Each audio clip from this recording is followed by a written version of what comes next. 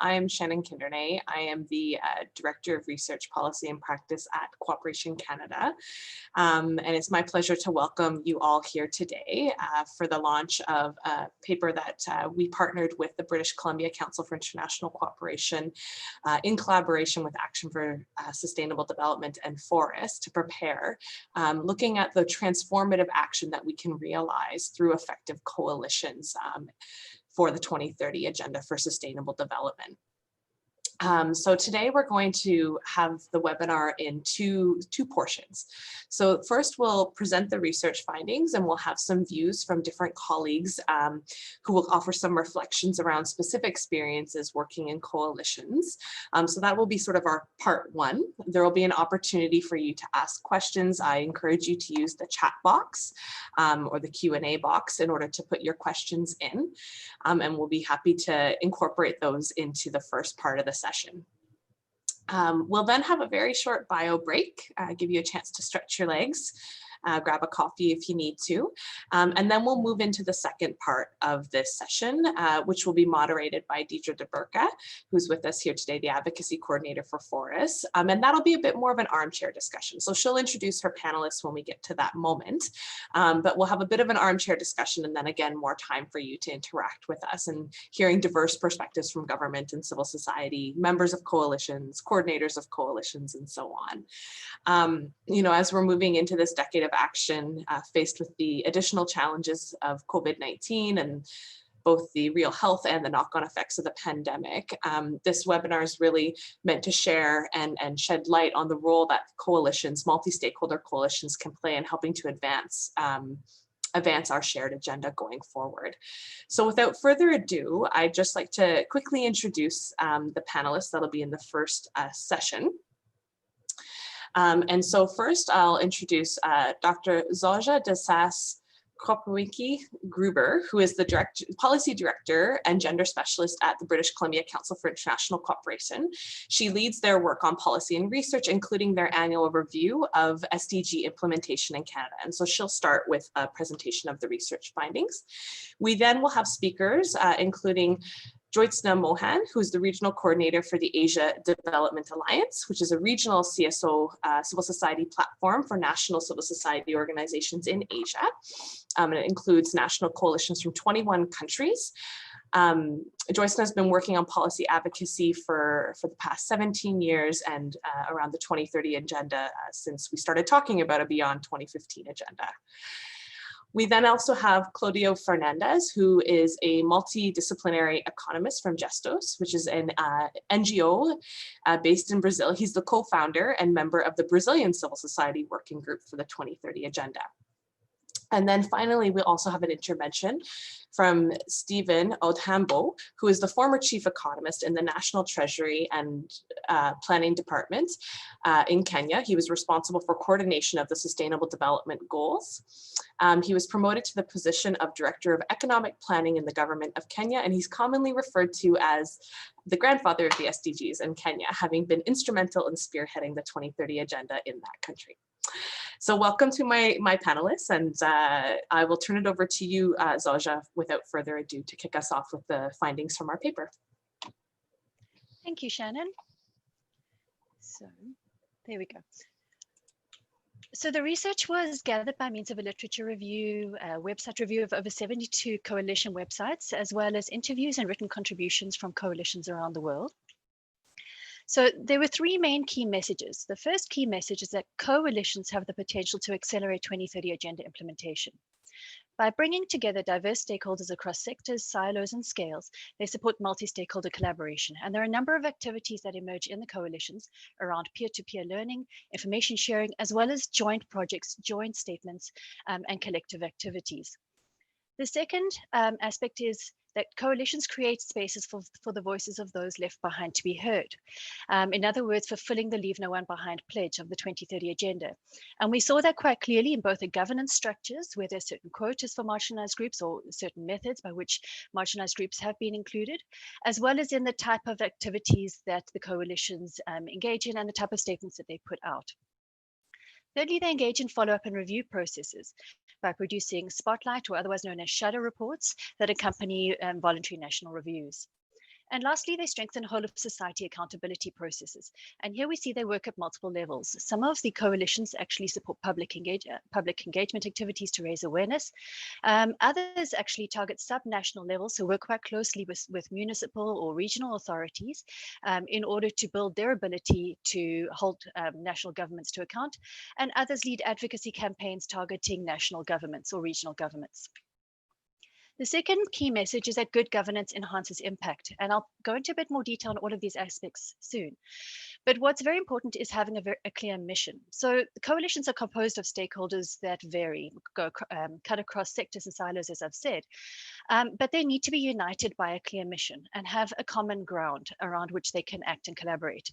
So for some of the coalitions we looked at, they focused broadly on the 2030 agenda. But increasingly, there's been a movement towards focusing specifically on SDG 16, looking at issues around accountability, looking at good governance, pro-democracy agendas. In other words, this enabling environment that's been created. And Forus International in particular has really emphasized the importance of creating an enabling environment. And that is the common ground around which these coalitions act. Thirdly, the key message is that the coalitions need to commit to the transformative values and principles of the 2030 agenda. And I will provide a few examples of this shortly. But this is evident from policy documents to the constitutions of the coalition, all the way through to their governance structures and then their implementation or collective action. They need to live these principles and values in their daily work. So some of the elements of good practice. So in terms of membership selection, some of the coalitions emerged organically out of established relationships that came about through negotiations for the MDGs and then the SDGs. But other coalitions have engaged in very targeted partnership engagement campaigns. So in some coalitions, such as in Kenya, the coalition has specifically targeted members that can represent each of the 17 Sustainable Development Goals. In other countries, they've looked at more clusters of goals, such as in Italy. Some of the coalitions have looked at more of the cross-cutting principles. So for instance, targeted organizations that speak to LNOB or targeted organizations that speak to accountability. And then in terms of targeting organizations, some of them have reached out to platforms and organizations that can provide technical support. So for instance, business modeling, finance for sustainable development, statistical analysis that can then support their shadow reports or spotlight report analysis. Furthermore, there have also been specific efforts to target certain sectors. So if you look at UK SSD in the UK as well as in Italy, there's been deliberate efforts to target the private sector. If you look at the example from Argentina, they've brought in trade unions, they've brought in business associations in particular in order to really produce a whole of society type of structure. Good practice suggests that governance around coalitions and their scope, as well as the membership applications and criteria to join, should be available on websites so that prospective members can have a good sense of what they're getting into. But also codes of conduct, conflict of interest policies, and other policy documents should also be widely available so that an informed decision can be made. Once again, in relation to LNOB, certain accessibility and equity considerations are given, with coalitions lowering entrance membership fees for certain grassroots organizations or smaller organizations so that there's no financial barriers. There are also certain equity considerations in relation to targeting members who are in different regions or in rural outlying regions, or in terms of those organizations or platforms that promote accessibility and diversity. In terms of governance structures, there was a lot to learn from governance structures. I mean, generally there is a steering committee, as well as working groups or subcommittees that have chairs and co-chair structures, and then a secretariat or coordinator that can help with some of the practical aspects. Now, the selection of those in the steering committee needs to be done in a very transparent and accountable way. And there are numerous examples in the policy brief about the way this is done. And this includes open calls for leadership recruitment, nominations, interviews, and a very interesting process around ensuring a staggered recruitment process to ensure continuity and institutional memory over time. It was really interesting to find the extent to which LNOB has been considered in these governance structures. For instance, many of the coalitions have got quotas on the number of female and male identifying persons that sit in the steering committee. They've got certain quotas on, for instance, in India and Dalit communities, certain caste-based communities have a seat in the steering committee. And various different efforts are made to ensure that smaller organizations or grassroots organizations can participate on an equal basis with the more well-established organizations in governance structures. There is also increasing emphasis on very bottom-up approaches and collective ownership among members. So when you look at the governance structures, the TRRs for those sitting on these committees are developed with input from the members or developed actually in the working groups and then discussed more broadly in the General Assemblies. What is interesting is that some of the coalitions have recognized the need to provide capacity development support for their leaders. Because of the important role of ensuring consensus and finding a common ground to solve wicked problems and develop innovative solutions, the leaders who sit on these structures need convening and facilitation competencies. Some of the regional and global coalitions, such as A4SD as well as Forus International, provide capacity development support in this regard. But it's very interesting to find the different methods and the different ways in which the support is rendered, focusing specifically on the softer skills of convening, facilitation, listening, and various different forms of engagement. Furthermore, in terms of governance structures, there were numerous examples of accountability mechanisms related to conflict resolutions, grievance and mediation mechanisms, as this is one of the challenges when you consider the diverse stakeholders that sit in a coalition who are coming from their own sectors with their own interests, and there's certain power dynamics that need to be considered. So creating very clear accountability mechanisms and conflict resolution mechanisms are important. In terms of strategic planning, there's been an emphasis on collective ownership and resources among members within coalitions. So some of the coalitions have actually promoted capacity assessments from a very appreciative angle. In other words, trying to identify the strengths within the membership and areas in which their members can complement each other. Many have intentionally tried to promote synergies by pairing or grouping certain organizations or platforms within working groups to promote synergies around the interlinkages with regards to the SDGs. And then in terms of strategic planning, while many take advantage of global, regional, and national strategic moments such as the HLPF, and many have attempted to ensure continuity over time and policy coherence, with COVID-19 as well as with changes in government, there was clearly a need for the coalitions to demonstrate flexibility. And there were some fantastic examples of how the coalitions have suddenly been able to adapt the work that they're doing. For instance, with changes in government, they redirect their focus to subnational levels of government where they're able to get more support. With COVID-19, how they've been able to regroup, moving from face-to-face interactions to online remote interactions for the purposes of peer-to-peer learning as well as public engagement and advocacy. Decision-making mechanisms, for the most part, tend to be collective, inclusive, and transparent from the examples I received. And the way this tends to work is that there will be the strategic plan that's decided upon in a General Assembly and then approved by the steering committee. And then within the working groups, they operationalize this plan, they come with recommendations, they come up with statements, and it gets submitted to the steering committee for approval. What was important in all of these accounts is the need for transparency and accountability, and in particular feedback mechanisms between the steering committee and the working groups, so as to ensure that they are able to come back and explain why they haven't taken up a recommendation, for instance, or why they're not moving forward with something. But furthermore, as part of accountability mechanisms, there need to be a feedback loop between the representatives or the members sitting on these coalitions and their own platforms and their own organizations, so that there's constant communication and constant transparency in place. What was interesting is considering COVID-19 came as a shock for many of the coalitions, and they had to suddenly put out very quick, very rapid statements.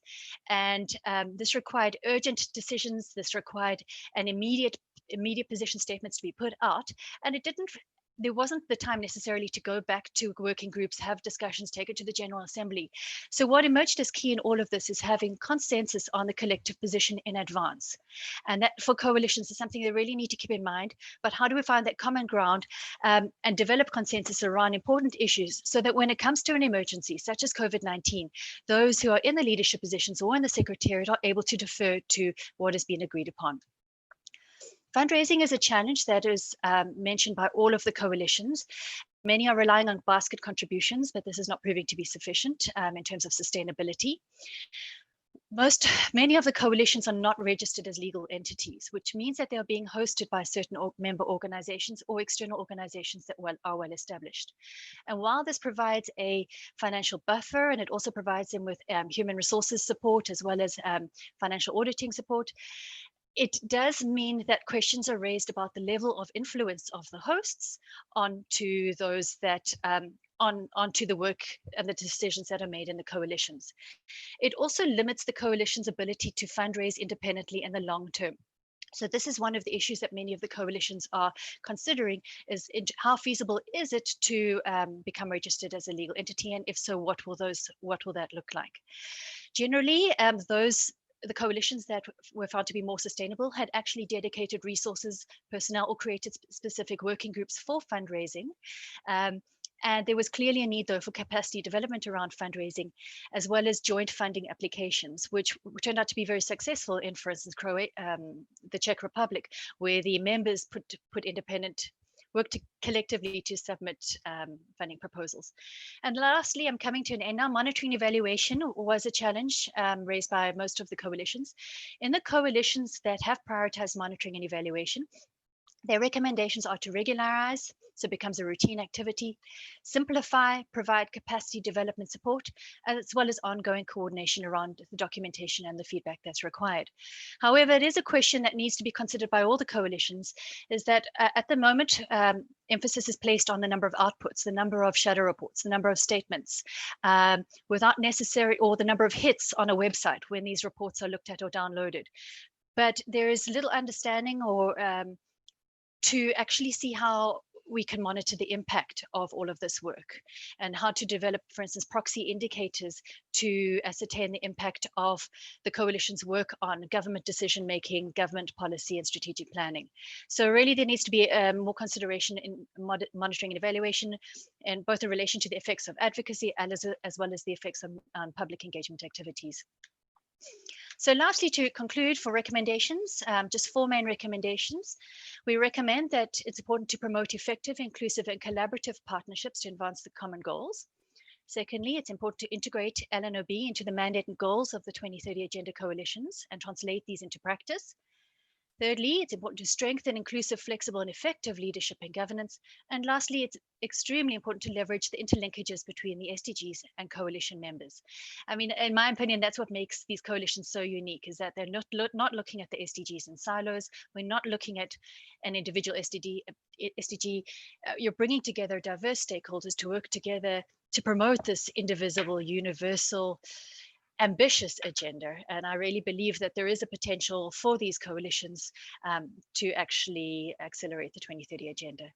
So you will receive the slides afterwards, and they do contain some contacts. You're willing to contact myself or Shannon, Deirdre, or Ollie. And just before we end, I'd like to just thank Bashar Al-Saidi, who was a research assistant throughout this process, and he provided invaluable support, as well as Renee Gendron, who I believe could not make it today. And on that note, I would just like to hand over back to Shannon. Thank you. Great, thank you, Sasha. I think you've done a great job of summarizing our research work. I really appreciate you taking the lead on that. Gives me the easy role of the moderator for today. So I'll move right over to Joytsna, who's going to share with us some of her experiences, maybe unpacking a bit further the leaving no one behind principle in terms of coalitions, maybe some issues related to governance and sustainability. So please, over to you, Joytsna. Thank you so much, Shannon. Thank you for having me for this important deliberation. So yes, ADA is a regional platform in Asia having 21 national coalitions as members. 21 countries, we have about 30 national coalitions.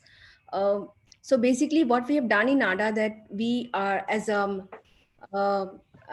Zosa has already mentioned, we have different kinds of coalitions. Our national coalitions are, some of them have been working obviously from very, very long time, and they have been, and SDGs came, MDGs and SDGs came in between. So some of them actually, we have seen that they have not been able to actually relate themselves with the SDGs or MDGs, but they have been working, and sometimes we have to tell them that obviously your agenda and this, your issues are this part of SDGs, that kind of thing goes on. Regarding governance, we have seen, I will just take 2 or 3 points first about governance. I mean, in ADA as a governance structure, um, um, being in Asia, actually, it was a new experience for me because I just saw that there was no single female in the other governance board. So which was very shocking, but there were a couple of alternate members, but no primary steering committee members. So actually we had elections in ADA, and then we decided that, we need to have this kind of, good division of gender. And then we have had like 3 or 4 women, out of 7 women. Obviously we could not get into other gender, but at least men and women are there. But we have also seen the governance structure of most of the national coalitions, and similar kind of things exist. There are very few where we see that, women leadership kind of thing is not happening. They're on the second place or alternate, but the main person, and even today we were discussing that there's a panel full of men and there's no woman. So, but they still say that if we want to have gender balance, so Josna, so because we want to have gender balance, so Josna, can we have you? It's so shocking for all of us. I was just asking, do you want Josna because she's a woman, or do you want Josna because she has that capacity and power to speak? So that kind of things, that goes on. I'm not, we have seen different parts of Asia. But we have also, in ADA, we have also been very much careful to mainstream various organizations. And for example, in India, we have 2 kinds of national coalition. One is working on enabling environment, as Osa said before, but there's another one which is more widely connected, and they have been working on SDGs, Vadana Dora Abhiyan, which is more at the grassroots level. People are, are being represented in WNTA.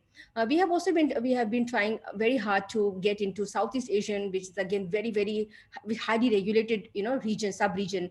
So it's very difficult to find that kind of coalition. So we have been trying to get into Vietnam, Myanmar, Laos, PDR kind of countries. And it's difficult, because they are such regulated country and they do not want to talk about it. For example, in Vietnam, there is already a CSO coalition, which is government-led CSO coalitions. So then we had to find an alternate CSO coalition, which is NGO-led CSO coalition, So this kind of challenges we see. So we have to really ensure that we have right kind of CSO coalitions being part of ADA. Similarly, we saw in Central Asia. Central Asia was hardly mainstreamed because Central Asia is another sub-region. And then we had to really work hard to find out, at least we get one Central Asian CSO coalition. And then we started with Kazakhstan. So there's a lot of cultural and linguistic various boundaries that we see, but then we make sure that we have this kind of representation, even in ADA governance board, that where the people from different regions, from Northeast, Southeast, Central, and South Asia, they're all being represented. So this kind of diversity we try to maintain, but this is not very, it's not very easy, definitely. And regarding the SDGs, we have seen, as I said before, that many of them actually they do not understand. I mean, we have, as I said, that enabling environment, we have to tell them that enabling environment is part of goal 16. You can still contribute to that kind of structure or study, because in ADA we have done a lot of study on goal 16. This is the 3rd year, and we are coming up with another goal 16 plus study. So it was it also involves getting them relate to the SDGs Agenda 2030, at the same time capacitating them, as it was very well mentioned in your study, because they all go hand by hand, hand in hand. But we have seen one challenge is, after doing all the work, and ADA being a regional platform, we are representing the voices of national coalitions at the regional and the global platform, because we work very closely with the UNSCAP and other organizations in the regional level, even at the global level. But what happens that sometimes the whole value of ADA regional platform that gets that's not being recognized. And then we started telling our members, if you think that ADA needs to be there, then you have to talk about it. You have to think about the sustainability of ADA. So this kind of things are happening. It's very challenging. It's not an easy work to manage the network, especially in diverse continent like Asia. But yes, we are managing, and thanks to the solidarity and support of the member and governance board that is going on despite the challenges. Yeah. Okay, great. Thank you for that, Joyce. Lots to pick up on there in terms of how we really ensure we're leaving no one behind, how we have governance structures that are diverse and inclusive, the value of these coalitions and ensuring that our membership values that work and helps to promote their sustainability and so on. Great, so I'll move over to Claudio now to give his view on some of the practices in the Brazilian case in terms of sort of ensuring an inclusive approach to membership and really sort of building the capacities within the coalition to realize the goals that it has set out for itself. Thank you, Shannon. I hope you all hear me well. First of all, thanks to the Cooperation of Canada and thanks to the British Columbia Council of International Cooperation for the invitation to participate in the research and also to come here speak a little bit about it. I'm going to give it a little bit of context of how the Brazilian Working Group, it's a coalition that is based on a working group mentality. So it's already a broad working group. So it's called the Brazilian Civil Society Working Group for the 2030 Agenda. And it came about during the process of the post-2015 agenda. Organizations that were participating in the process of negotiation joined forces in Brazil and collectively started doing advocacy work with the Foreign Affairs Ministry, and at the time there was leading the process both in the country and at the UN. So coming together of all these organizations, some of the organizations were doing a very intensive and permanent job of negotiation and following up on the negotiation. Some others were supporting from the grassroots perspective in Brazil, and there was a communication bridge that has been established. That communication bridge was what actually formalized the civil society working group. So it was based on that aspect.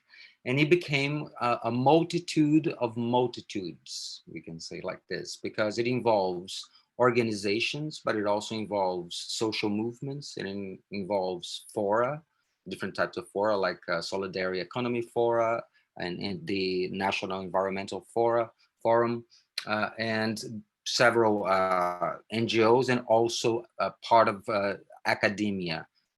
Departments of certain universities also participate in the coalition.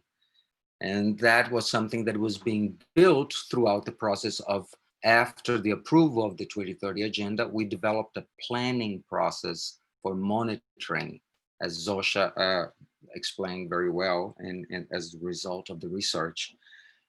So what was the advantage and the strength of the coalition? First of all, as Zosha also showed, it was the principle, the mission. And we were very much based on an evidence-based type of monitoring work. In Brazil, as you may all know, but not only in Brazil, but in the world, there's a lot of political polarization. There's a lot of ideology flowing around. And we wanted to distance our work from the ideological narrative and more to the evidence base that the 2030 agenda offered with its targets and indicators. So we used the tool that was built throughout, 2+ years of negotiation with thousands and thousands of experts, and people participating, civil society, countries, academia, private sector, everybody.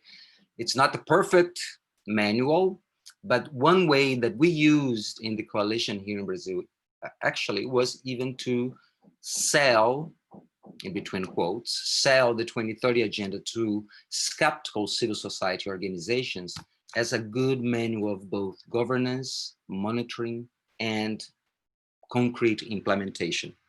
So since it was evidence-based, then we decided to say we have to establish the monitoring framework. And our monitoring framework was exactly what Joshua showed. It was a spotlight report.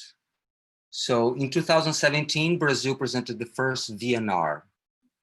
And we decided at that time, it was a complete voluntary work of all the organizations involved, but we decided that it would be important for civil society to also produce a report, because Brazil at that time was living a very convoluted moment. It was just post-impeachment of the president, and there was a lot of polarization and complexity in the process.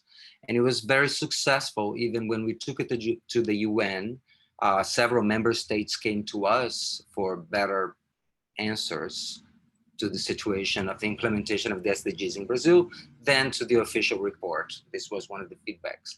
And then since we established that as a framework for the process of monitoring and also for the process of advocacy, because then we use the report that is very much evidence-based as a source of content for our advocacy throughout the year, you know, from July to July of the next year. So we establish a brand that is a repetitive way to establishing a narrative. So pretty much every report came with a very well-designed methodology of not looking like precisely a report, but with text that were tailored to answer the targets and indicators that the SDGs provided, and with that build our overarching narrative of the situation of the country. In the latest report, this year's report, we introduced a final scorecard because before we did not have that capacity. And then this time we were able to have a scorecard for every specific target in the country. And also we increased the coalition and the participation of organizations in the construction of the report and in the discussion of the policies and recommendations. Because our report is not only about the analysis, but we also have a coalition consensus on the recommendations. And to finish it up, this gave us political clout, and to answer one of the questions that Shosha put, and then it opened up the channels of dialogue that we have with both the National Congress, but also with the subnational executive and legislative bodies. And not only these bodies, but also with the accounting tribunal, which is the courts of accounts. I forgot the English proper name for that. Anyway, so that cloud provided us with partnership with both judiciary and with legislative bodies. We have a front in National Congress that supports the SDGs. So it's a National Congress front in support of the SDGs that was provoked by this coalition, the working group. And also we have partnered with the accounting offices to actually develop a series of workshops on monitoring the accountability of government and expenditure of all the institutions, and specifically public institutions. And to finalize, that gave us also a little bit of leverage so we could produce a project. And then we were finally in the third year, we were selected for a project, to develop the project, to expand the coalition, and to actually develop more work using the coalition brand as the support for the SDGs in Brazil. And that involves campaigns, articles, several other things. But I think my time is due. Thank you very much, Shannon. Great, thanks. Maybe just a hot pursuit question. Because you have these very diverse members, academia, social movements, other parts of civil society, private sector, etc. How have you managed? So we might all be able to agree on the evidence base in terms of the targets and the indicators, but we don't always agree on what needs to be done. And kind of collectively on those recommendations. So I'm just wondering if there's anything you can share about how the different stakeholders interface with what you then propose based on the evidence you're collecting and the monitoring and evaluation efforts. What you propose those solutions to be. Is there any nugget of wisdom you could share with others? Yes, we give power to the people that know best and that work best in those sectors, in those areas. And then we bring those people together with other people that works in similar or related areas, but not necessarily as deep as the other organizations. By bringing the diversity together, then we can bounce the information back and forth and build a consensus that is very much kind of organic, how it has happened so far.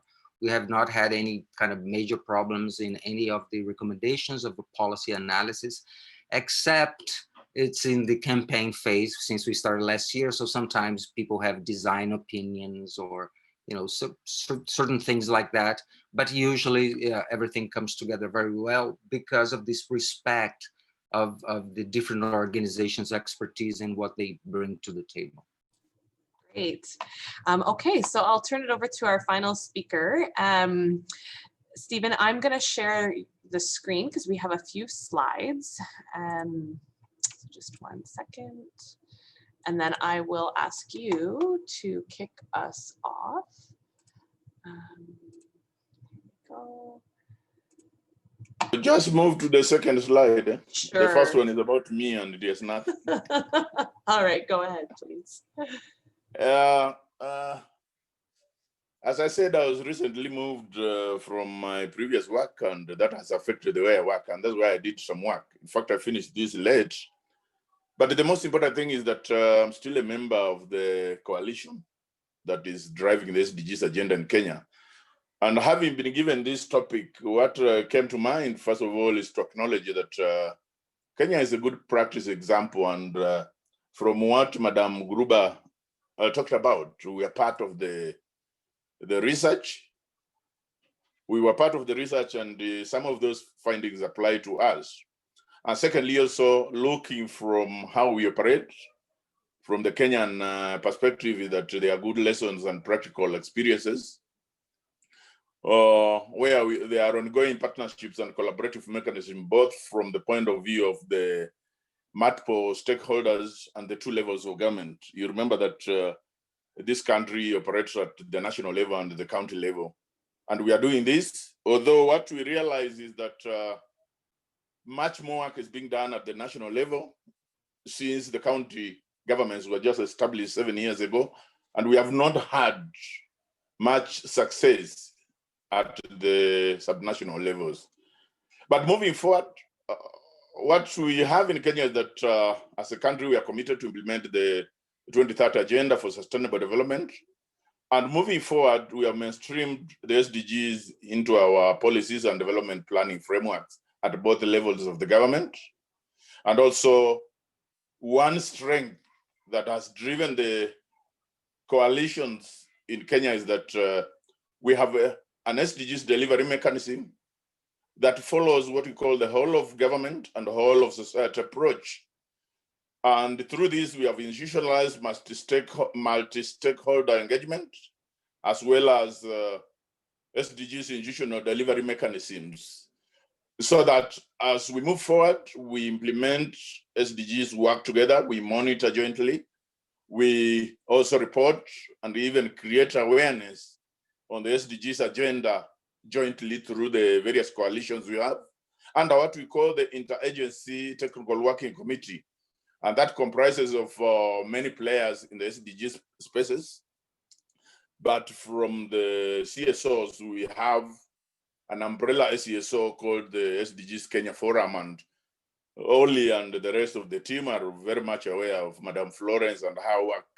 They do a good job. So just move next to we see what appears on the next slide. I also wanted to point out the other key players. We have the national government, where I work. We have the 47 county governments, and that's what constitutes the two tiers of government in Kenya. But also prominently, we have the private sector operating under the Kenya Private Sector Alliance. Very recently, we have brought on board the academia, just like the Brazilian experience. We have the academia who comprise the universities and research institutions. We are trying to bring in the media in Kenya. Sometimes this is a very difficult platform to engage, but we are also trying to bring them on board because they have that capacity of informing, educating, and entertaining. But also in Kenya, we have moved to the level whereby we work with the philanthropies and foundations. We are also engaging the communities. We are trying to engage the development partners, although under the COVID situation, everything was flattened down. And so we are trying to rework. And then we also work very actively with the UN SDGs team and the public. But what happens most of the time, just like in the Brazilian experience, is that we engage into various forums, conferences. We normally hold what we call the SDG consultative meetings, leveraging on what we call the umbrella organization, the key organizations that the various key players work through. And the most important thing is that we share experiences, we learn lessons, we discuss progress, and also moving forward as we try to rework the accelerated actions during the decade of action, we try to discuss together the next actions. And so just move on again, we give you what we have done as a country. This one in number 5 is about the SDGs Kenya Forum. They have really helped us a lot. And initially when I got this invitation, the focus was on the CSOs. But in Kenya, we cannot talk about the SDGs. You cannot talk about the coalitions around which we are driving the SDGs agenda without mentioning the SDGs Kenya Forum, which is a key player and the umbrella organization through which almost 350 Kenyan CSOs work through. This is a vast network of NGOs or CSOs, and they have really supported us. They have coalesced the membership to support us. They have also co-financed various activities and programs that spearhead the SDGs work in Kenya, and that has been very active. The private sector has a little less been active, but the other key players have not been as active as the SDGs Kenya Forum. And I thought that while I presented these, I mentioned them because we have worked closely with them. In fact, most of the people think that they are part of the government, although they are CSOs, but they have really supported us and they deserve us to mention their work. They have co-financed our activities and they have further helped the government to mobilize their membership. And also they have worked around some of the donors who we as the government could not get, like the GIZ and other key donors, Danida, to help some of the SDGs work.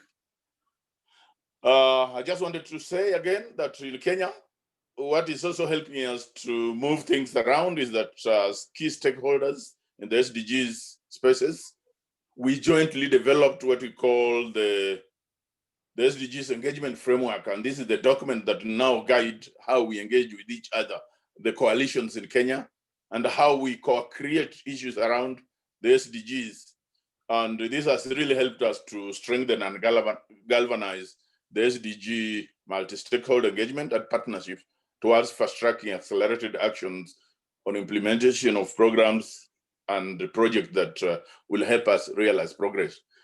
So ladies and gentlemen, I think as I almost conclude, the next slide, please.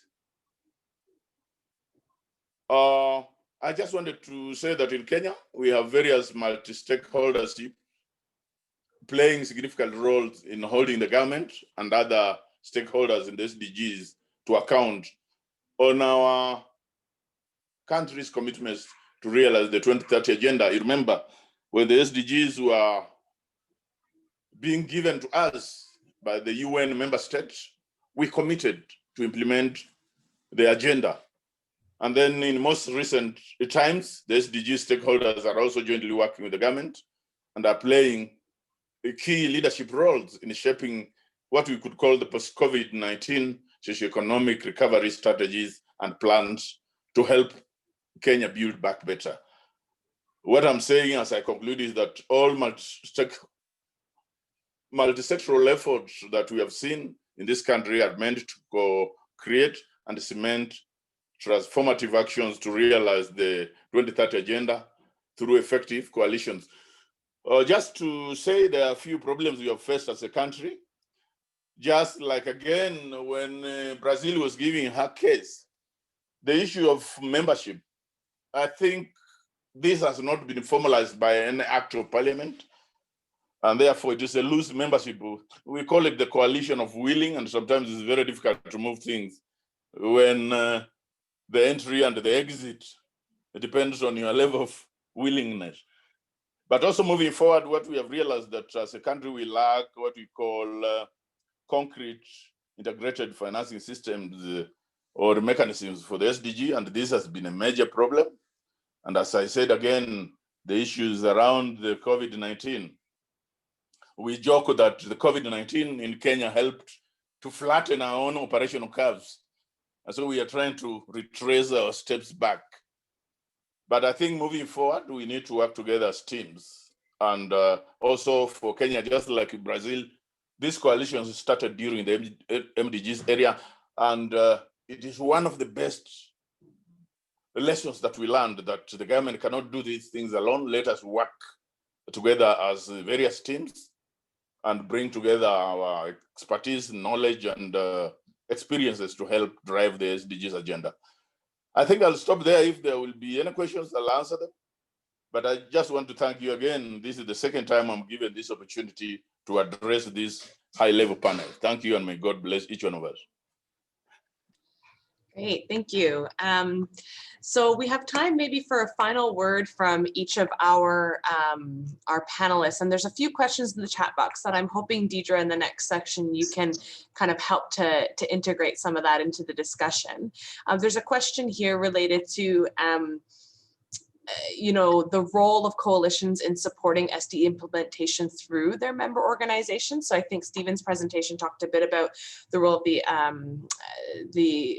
coalition in Kenya doing those kinds of activities. There's another point here around, do they solicit commitments from the member organizations to help implement specific SDGs, monitor their collective action that's achieved by the members themselves? There's some good examples of that, this type of sustainable partnership structures at the local level that can maybe provide lessons.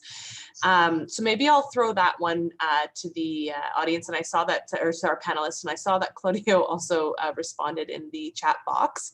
But I'll just maybe offer a final word for our speakers before we take a quick break, and then I transition to Deidre for the armchair discussion. So Joytsna, we'll start with you. We'll go in the same order as we presented. Oh, I'm sorry, Zoja, we'll start with you. My apologies.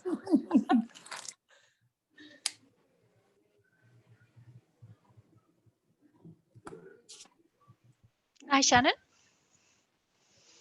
I'd just like to thank everyone for your very interesting presentations. I saw some very interesting questions about monitoring and evaluation coming through in the chat box. So for that, I'm very eager to hear more about what the speakers have to say about monitoring and evaluation at the different levels. From my understanding and our interviews is that monitoring and evaluation was a challenge. And one of the reasons why it is such a challenge is that it is very it is very resource intensive. And if you bear in mind that many of these coalitions have only got one coordinator who is responsible for coordinating all the activities, coordinating all the meetings, as well as all the outputs, in addition to worrying about monitoring and evaluation, that is a big concern. And when you think about monitoring and evaluation and the capacity needs of all its member organizations or member platforms who have their own monitoring and evaluation systems, the questions about how to align the type of systems, M&E systems, but furthermore, moving from the typical pre and post workshop type of setup or post-event self-satisfaction reports to consider levels of impact. I think it's a big question that we need to think about, and especially considering attributions of attribution. Who do we attribute the success to? Is it the coalition itself or is it to its members? So a number of questions about attribution and obviously the long-term impact. So if you've got any suggestions that you would like to share with the speakers and the coalitions, we'd love to hear more. And I would like to hear what our speakers have to say about monitoring evaluation and ways in which it can be improved in order to track the transformative action and the impact of the coalitions themselves. Thank you for that, Zaja. It also picks up on one of the comments or questions that was in the question and answer box, which was really around, are kind of these coalitions sufficient for achieving the transformations we need, as we've seen in sort of the various scientific evidence and research related to the transformations needed to realize the 2030 agenda. I think that relates nicely with the point around how do we know monitoring and evaluation. So I'll turn it over to you, Joytsna, if you wanted to pick up on that theme or any others. Thank you, Shannon, once again. Thank you for all the presentations, and we could easily relate to many of them, the issues and challenges and the kind of work that you all have been doing. Regarding the sustainability and monitoring and evaluation of the coalition itself, I think what we have done, we every year we come up with a very short questionnaire for the members, and we try to tell them, these are the questionnaire, and how do you think, how ADA can, with your help, work with you, and what all ADA can contribute towards the Agenda 2030 of Sustainable Development, because that's what we are working on presently. So, it's nice to get sometime, and we also look at we ask the members, what is the expectations from a regional coalition? So every year we get our that kind of questions, and we try to strategize our actions towards what members demand. That's one of the things that we have been working. There are a lot of questions on, because what we see still in the 5 years of SDGs implementation, there is a lack of the civil society, not only civil society, but the line departments, especially at the grassroots level, they're still to be capacitated. So that's one of the important challenges that we are talking about. We are discussing about how to localize Yes. SDG, through voluntary local review or any other actions. One of the other important thing that I would like to say here, importance of citizens-led data that we have been propagating, we have been advocating for. There could be any qualitative or quantitative data, but the government failed to acknowledge the citizens-led data, and how can we make it more viable and more important. And that's what is reflected in our most of the reports, where we have taken a lot of citizens led data to monitor SDGs. But there are two simultaneously. One is to monitor SDGs, the role of CSO coalition, and how CSO coalition itself, how to reach that kind of which direction we are moving. It's a very important question, because that also leads to the sustainability of CSO coalition. And I think we really need to brainstorm sometimes. This is the problem that most of the network that face, not only in Asia but across the world, how to, because until we get a very clear and honest views from the members, how do we sustain ourselves, and how do we monitor the kind of work that we are doing. um, Sometimes challenges, but it's challenging, but it's also important to try to take some of the important points that we think is viable to work in next few years. That's how we work. So yeah, it's complex, but that's how we work, with the help of our members and the steering committee. Great, Thank thank you. you. Thank you for that. Claudia, I'll ask, we'll try and maybe just take a minute for the last two interventions, so we have time for other speakers in the next part of the session, please. Sure. Thank you, Shannon. On the monitoring part that Shosha put, it's very important. And what we do is a kind of a constant feedback. It's a feedback loop that happens because of, today's communication tools are there for that. So we have we keep constantly asking for feedback on certain things in decision-making processes. And also, conference calls. So that's the monitoring part of the work that we are doing among ourselves. Second is we have developed as part of our project as well, is to capacitate our own organizations to be sustainable, to work under the leave no one behind principle. And that's one way of establishing some benchmark for monitoring ourselves in that process. And this has given us, since we started, which was just in the end of last year, it has given us some quantitative, interesting indicators of how organizations start changing their own behavior regarding hiring people and other things. In the case of inclusion in Brazil, specifically, not only gender is a big issue, but race is a much larger even issue in the situation of organizations, of the whole economic and political structure of the country. So we also make sure that is included. And to finish, is just to say that we are suffering, most likely everywhere in the world, the shrinking civic space. So a coalition gives an added value to the organizations that participate in that coalition if the coalition can establish its own brand of power and of negotiation, let's put it this way. So for instance, nowadays, if anybody talks about 2030 agenda in Brazil, people say, oh, there is a working group from civil society that works with the 2030 agenda. We have disseminated that brand mentality and the brand, let's say, inception, throughout the institutions and communication channels. Thank you. Great. And our final thoughts to you, Stephen, before we turn it over to Deidre.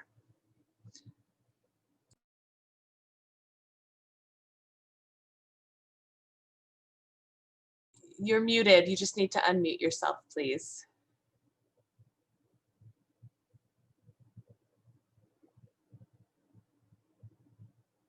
Yeah, I was just joking. I'm the grandfather. By the way, I've just been enjoying one of the birthdays for one of my granddaughters, although I did not participate. When it comes to how coalitions support each other, this one happens, but most of the time, you can also know what is happening when you are called. So we are invited. As members of coalitions, we always invite each other to support each other in what we are doing. But as a bigger coalition under the Interagency Technical Working Group, we normally handle what we call the quarterly meetings to just cross-check what is happening. But also we have planned to have what we call an annual SDGs conference once in the country, just to bring everybody together. And so that happened. But from what I'm discussing and what I'm seeing is that for us in Kenya moving forward, what is critical is that what do we do during the remaining decade of action? I think as a country, we are trying to put together what we call the SDGs acceleration strategy. And this is something we are developing, all of us, not only the government, but we are developing, and it will help us to move and navigate through the remaining 9+ years.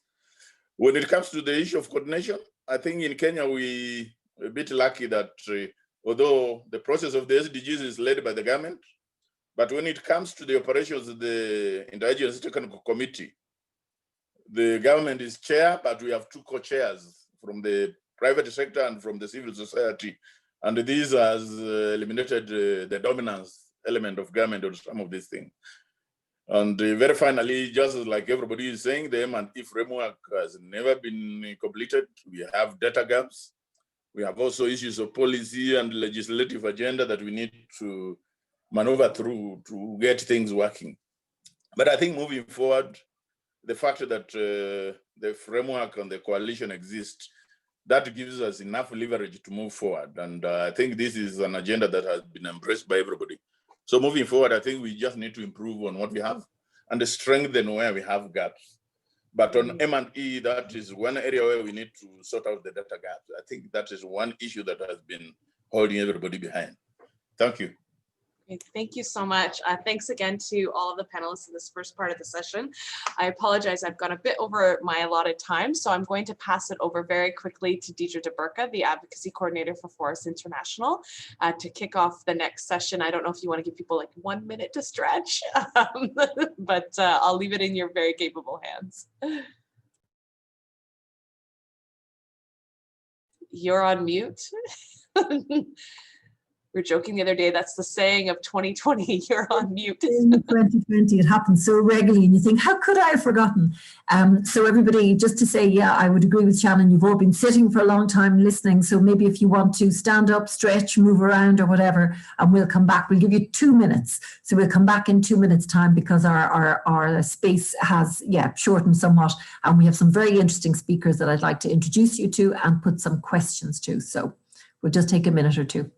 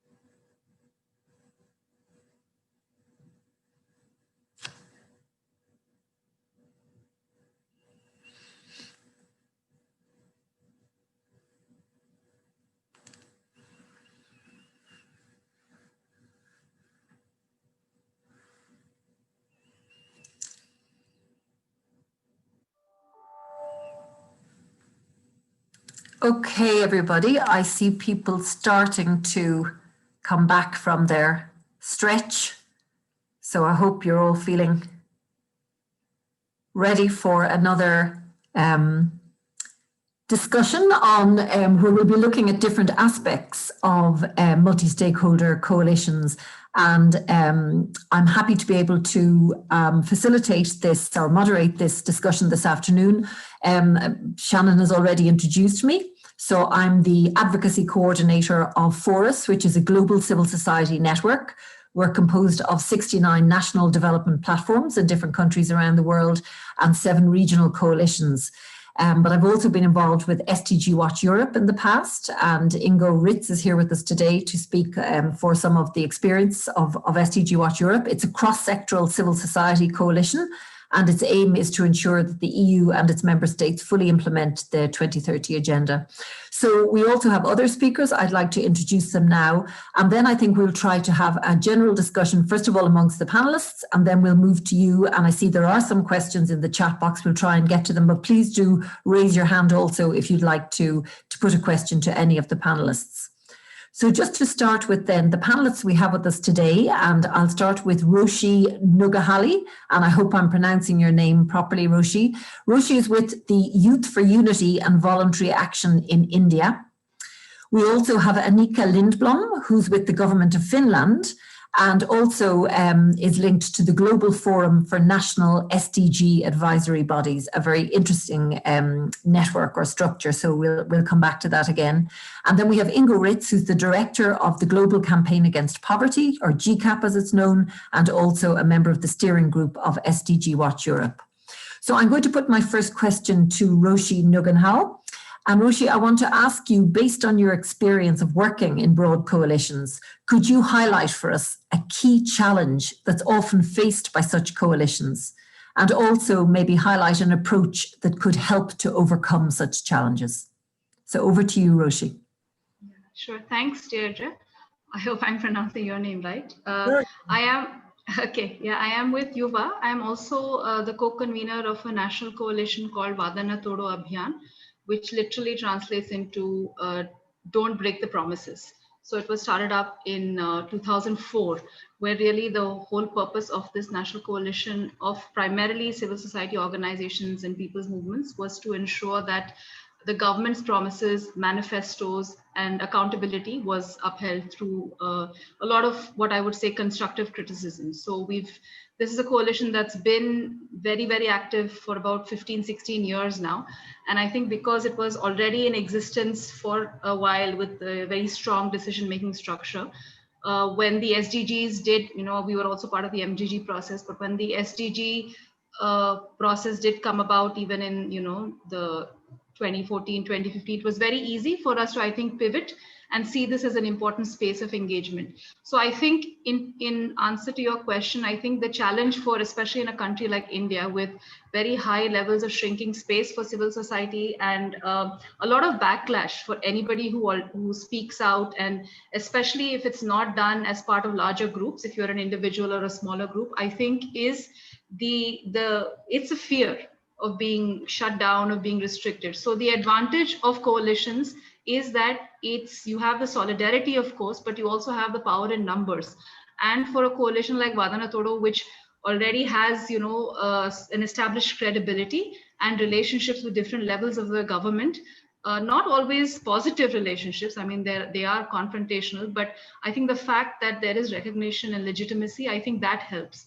So if for new coalitions, I mean, I would think so, for instance, at the state level and the sub-national level, we do support other smaller coalitions, state level, SDG coalitions. And I think for them, although they may be new, the advantages of linking with other established coalitions, even if they may not be in the same thematic space, helps. I think just building that solidarity and ensuring that legitimacy is there at a larger level, it's very important. Then it's harder to sort of shut you down in many ways, which is very, very prevalent right now in the place we're in. But that's one main challenge I think I would like to highlight. Of course, there are many more, but for now, yeah.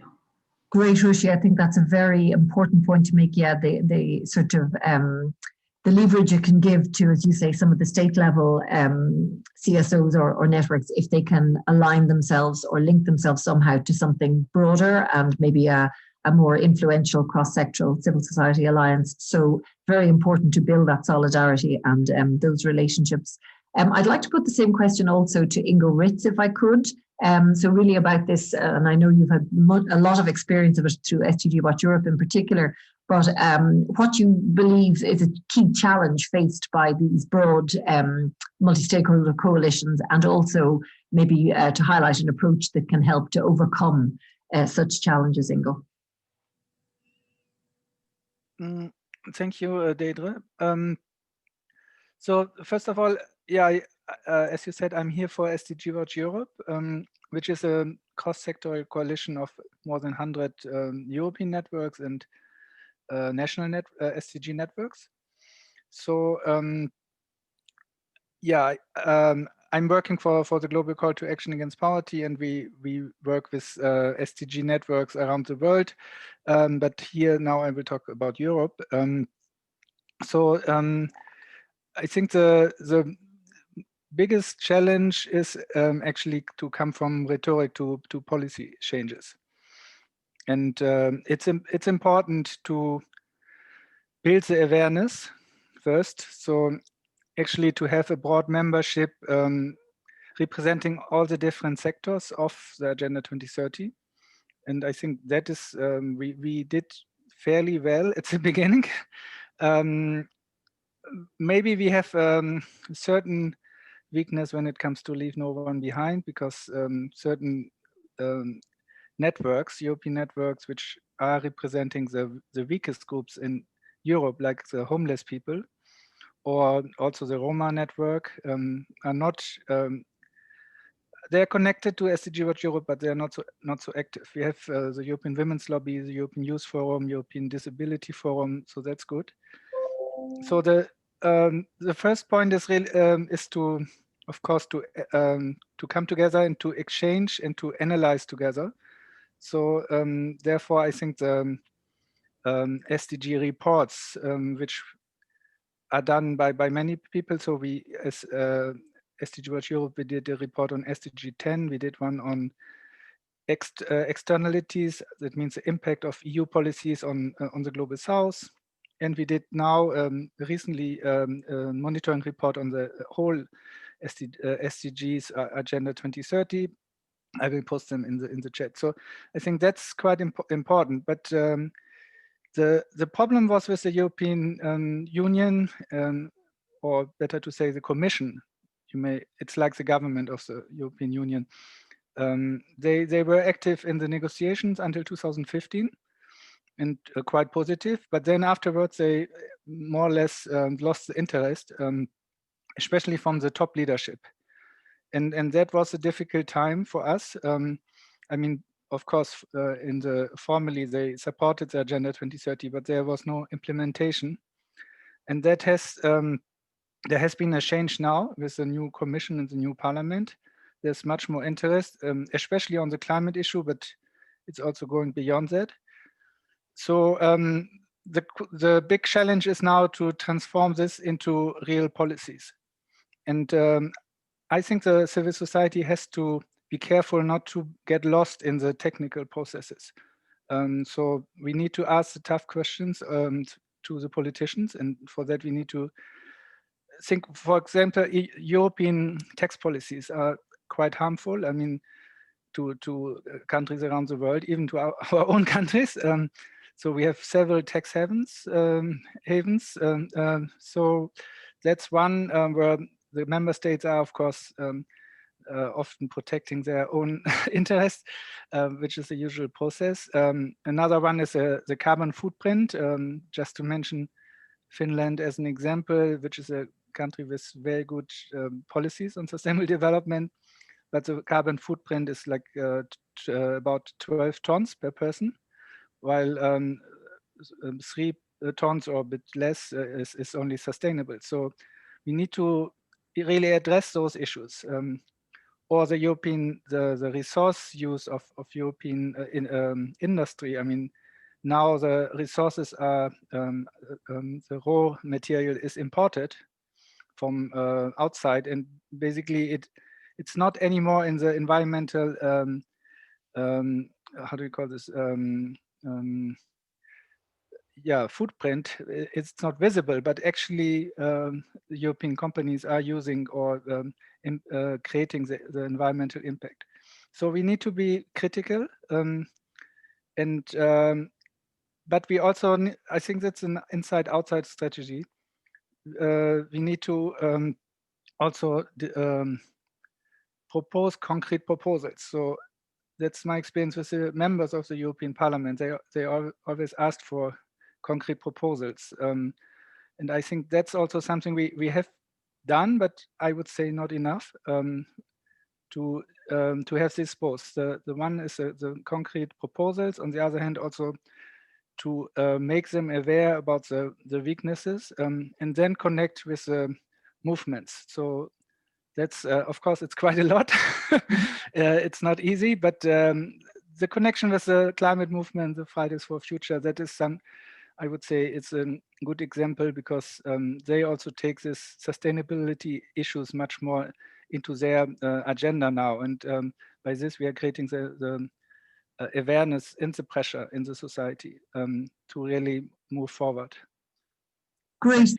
Very much, Ingo. I think that was a really interesting answer. So you're talking about sort of the challenge of translating rhetoric into practice, and you know, the role of civil society, I suppose, to help decision makers and policymakers to do that, to make them aware, first of all, of the problems, which are, you know, policymakers are often blind to or are deliberately overlooking, and then to propose concrete solutions as well. And I like your idea of a kind of a insider-outsider strategy, where you harness the value of both being somebody that policymakers and decision makers can talk to, but at the same time not afraid to be critical and to speak to power when needs to happen. So I think that was a great answer. I'm going to turn to Anika now to ask her the question about the funding structures and instruments that are in place at the moment.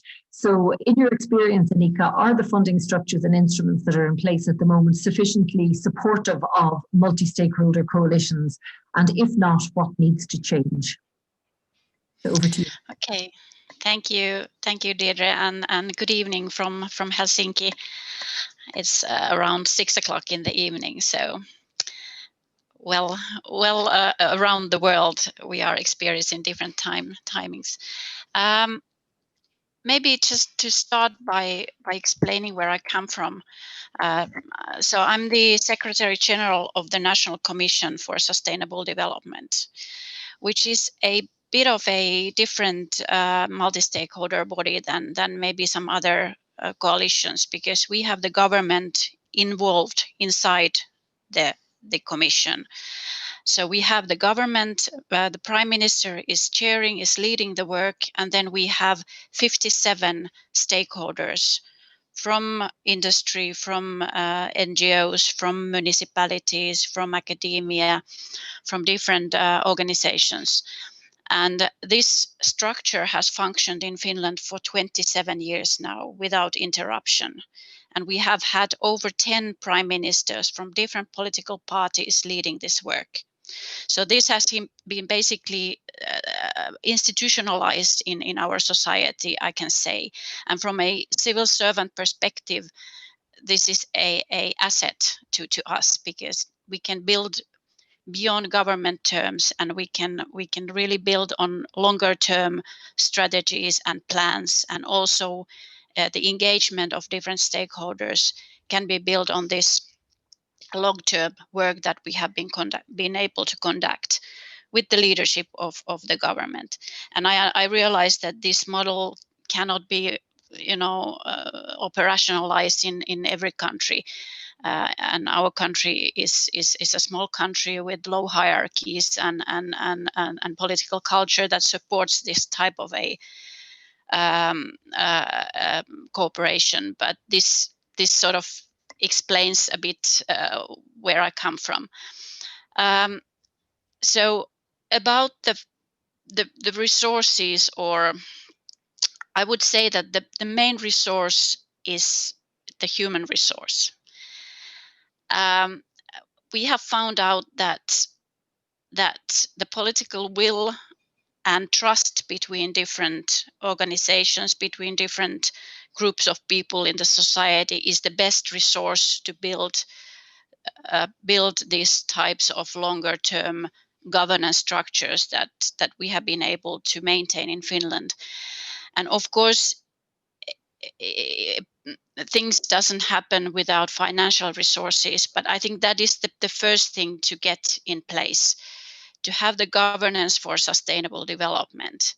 If we don't understand that the implementation of the 2030 agenda does not happen by business as usual structures, by implementing SDGs in silos and things like that, it won't happen. So we need to have this joint understanding how to do this in an integrated manner that creates transformative measures and opportunities and solutions for the government, but also for other stakeholders that are needed in the implementation of the 2030 agenda.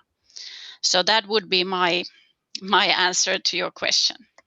Right, and just to ask you very quickly, Annika, you mentioned the importance of building trust between different stakeholders. In your experience, is that a process that takes, a long period of time to really get to the level of trust that are required, or is it something that happens quite naturally?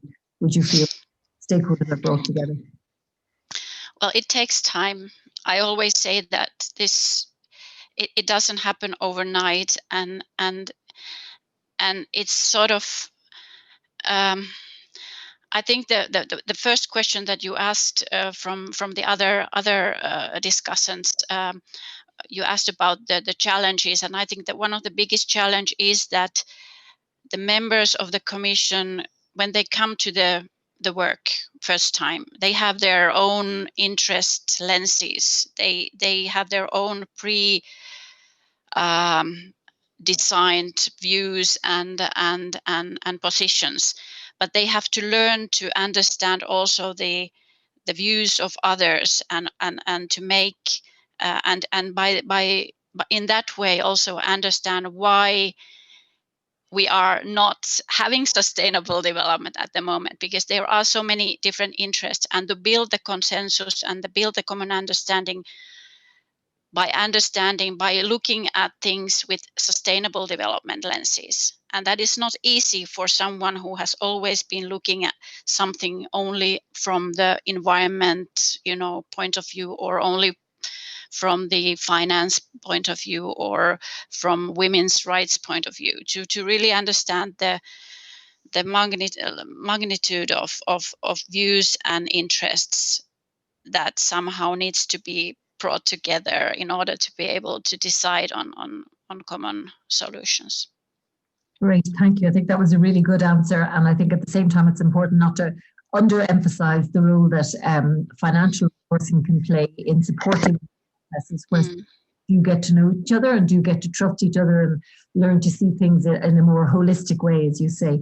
But thank you, that was a really interesting response. And I might put my next question to Roshni again, and just ask you, Roshni, in your experience, what are the skill sets that those involved in multi-stakeholder coalitions need to possess, including to ensure no one is left behind? And how can the development of these skill sets best be encouraged?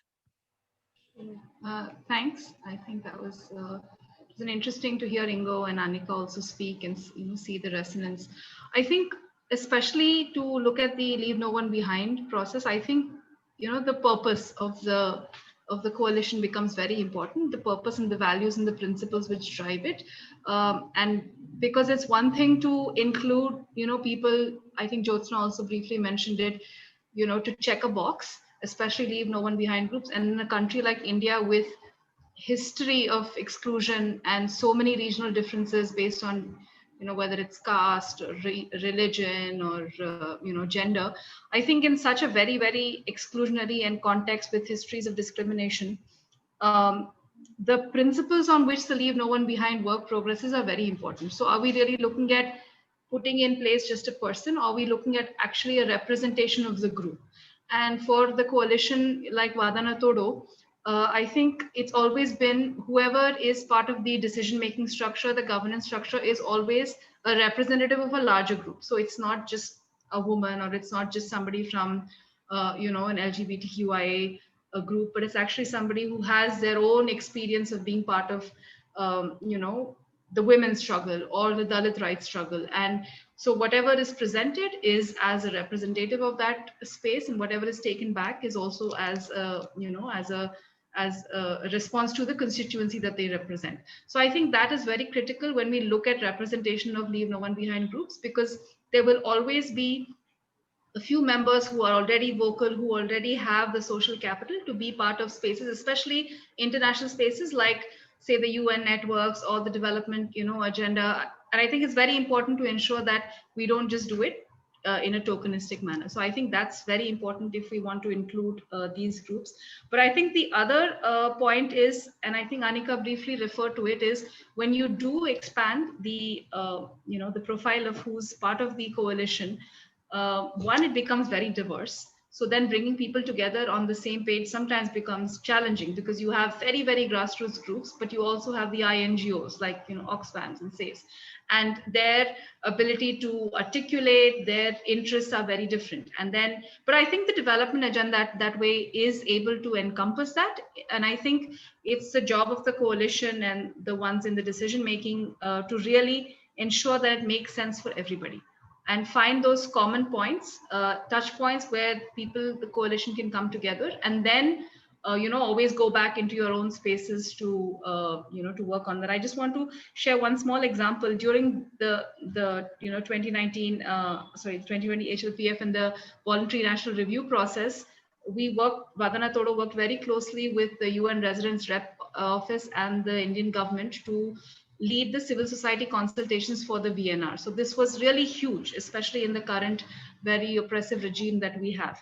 And, you know, they accepted 16 of those national consultations, different groups of Leave No One Behind, but there were 2 which they didn't accept, the government didn't accept, because they were religious minorities and, you know, the marginalized tribes. So I think at that point in time for Vadana Todo, it was very, like, we also want to work with the government because that gives you certain legitimacy and credibility. But at the same time, we have to be representative of the entire, you know, membership of the coalition. It's not just the, you know, the acceptable groups who we represent. So I think at that point, for us, the decision that we took was, well, maybe the official voluntary national review report that is presented by the government will not have all the you know, all the individual sub-chapters, but when we as the coalition go to the HLPF and present, we will ensure that, you know, even the religious minority groups and the Adivasi tribes get represented. So I think that was sort of the midpoint that we were able to do. But I think that again comes from the point that the principle of inclusion is very, very, it's representative, not tokenistic, and it requires that agility, I think, to balance both working with the government, but also working with people who are historically discriminated against. So it's a challenge. Personally, that's a really helpful answer. I'm aware that we're going slightly over time, and for that reason, I'm going to thank all of the panelists for their responses to me now. And really, they were very rich responses. And I'd like to, we're supposed to have time to maybe go to the Q&A in the chat box, but I think probably at this stage, it might be best to go back to Sosa and Shannon just to wind things up. And I know Ollie Hedman is to say a few closing words. So just like to thank all the panelists and what was a really interesting exchange, and hopefully we'll have an opportunity to have a further and more expanded exchange at the next time we come together. So back to you, Shannon and Sosa. Thank you, Deirdre. I just have one last word. So BCCIC has been contracted by GIZ to undertake research for the Global Forum on National Sustainable Development Goal Councils. So these are councils that are either embedded in the parliament, or these are councils that are embedded in the executive. And what's quite interesting is if you look at the 2 research projects side by side, is where the level of power and influence lies. So for many of the coalitions, remaining independent of government is extremely important in terms of their sustainability, in terms of their ability to take an independent, critical, constructive criticism stance towards in relation to government. But for other coalitions, having a seat within the working groups of some of these Sustainable Development Goal councils that Stefan, for instance, was talking about earlier, is really, really important way of influencing Sustainable Development Goal agenda. But these councils themselves are subject to changes in political leadership, changes in electoral politics. They often don't survive, and they often struggle because of some of these external factors in that the environments are no longer as enabling. But what's interesting is to look at the two different types of multi-stakeholder bodies in relation to each other, and how the transformational impact or the acceleration of the 2030 agenda can come if just looking at that synergy of the two, how these coalitions can work in relation to these SDG councils, and what is the mechanism by which members who sit on both can actually promote the SDG agenda in terms of accountability, transparency, leave no one behind, and so forth. So it's really fascinating to look at the very different structures and to see how skills and expertise are harnessed among a wide range of actors. But what's key is now is that mechanism pulling together these coalitions, often independent coalitions, in relation to these councils. Just a thank you to everyone on my side. I'd like to make sure Ollie has a chance for his final words. Very much appreciated the partnership with A4SD on this initiative as well. Great. Yeah, well, thank you to you, Shannon, and to Zosha, and to Deirdre for your excellent moderation and presentations, and to all the speakers who have joined us today.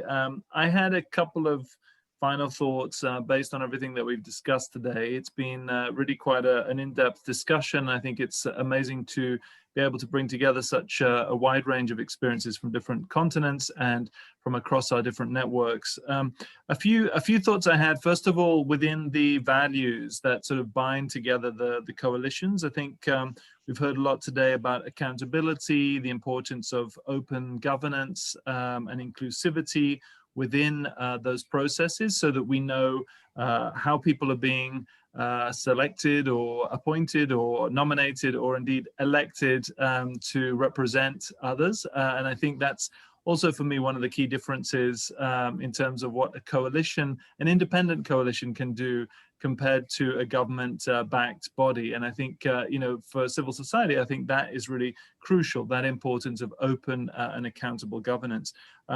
Secondly, I think it's really interesting to me hearing today about the importance of collaboration and trust across different parts of civil society, and building up that that ability to hear from diverse voices and provide a space to connect between different parts of civil society. But also, I think it's important to highlight, and this came up a lot in the first panel, the challenges around fundraising and the real situation that so many of these key coalitions are facing now, where funding is being squeezed and squeezed. Very little of the international support that we saw in the NDG era has been coming through with the SDGs, and now with the COVID pandemic, it's becoming even tighter. And I know in our case, we're able to support a little bit each year around the VNR reporting, and we would love to be able to do more. And I think many of those on this call would be keen to see ways that we can raise more support to those coalitions. A couple of other just final thoughts on where we go next. I think this point about not just focusing on outputs, but also on impacts is really essential, particularly if we are talking, as Stephen mentioned, about the decade of action and looking forward to deliver on the decade of action.